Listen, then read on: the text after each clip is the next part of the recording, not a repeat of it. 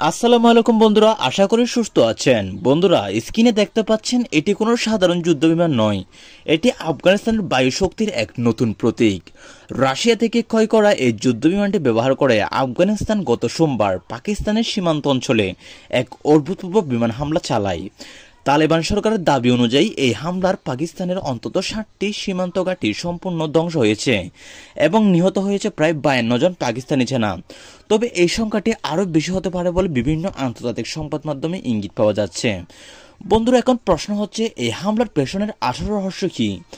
আফগানিস্তান বলছে পাকিস্তান দীর্ঘদিন ধরে আফগান সীমান্তে সন্ত্রাসী গোষ্ঠীগুলোকে আশ্রয় দিয়ে আছে, যারা নিয়মিত আফগান ভূখণ্ডে হামলা চালায়। অন্যদিকে পাকিস্তান বলছে আফগানিস্তান সীমান্তে উত্তেজনা সৃষ্টি এবং এটি একটি অঘোষিত যুদ্ধ করার সমান, অর্থাৎ আফগানিস্তান চোখে দেখে তার হামলা চালাচ্ছে।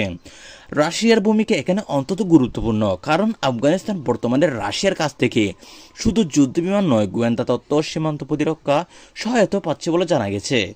এতে পাকিস্তানের ভেতর উদ্বেগ আরও বেড়েছে, বিশেষ করে যখন রাশিয়া প্রকাশ্যে বলছে যে তারা আফগানিস্তানের আঞ্চলিক নিরাপত্তা রক্ষায় পাশে থাকবে। বন্ধুরা, এদিকে যুক্তরাষ্ট্র এই সংখ্যা নিয়ে মুখ খুলেছে। তারা বলছে দক্ষিণ এশিয়ার যুদ্ধে আগুন যেন আর না ছড়ায়, কিন্তু বাস্তব চিত্র হচ্ছে সম্পূর্ণ ভিন্ন।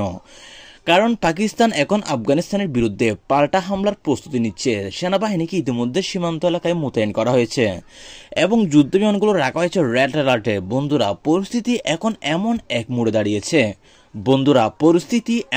মোড়ে দাঁড়িয়েছে যেখানে এক ফোঁটা বলু পুরো সিদ্ধান্ত দক্ষিণ এশিয়াকে জ্বালিয়ে দিতে পারে।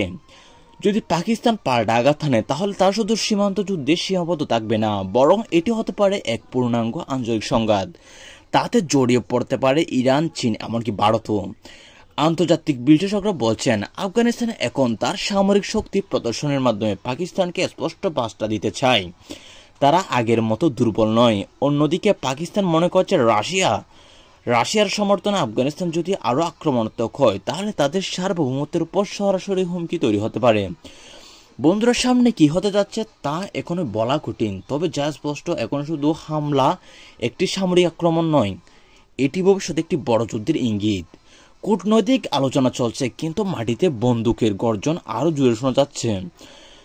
আফগান পাকিস্তান সীমান্ত এখন যেন একেবারে আগুনের রেখা হয়ে দাঁড়িয়েছে, কারণ এই সীমান্তের মধ্যে টোটাল দুই দেশ মিলিয়ে প্রায় 200 থেকে 250 জন সৈন্য নিহত হয়েছে, যেখানে তালেবানের প্রায় 150 জন এবং 52 জন পাকিস্তানের। চিন্তা করে দেখুন যুদ্ধ কতটুকু দূরে গিয়ে দাঁড়িয়েছে। তো বন্ধুরা, আজকের আলোচনাটি ভালো লাগলে চ্যানেলটি সাবস্ক্রাইব করে দিবেন, আর কেমন লেগেছে অবশ্যই কমেন্ট করে জানাবেন। নিয়মিত আপডেট পেতে এবং মধ্যপ্রাচ্যের সকল আপডেট পেতে আমাদের সঙ্গে থাকুন। ধন্যবাদ।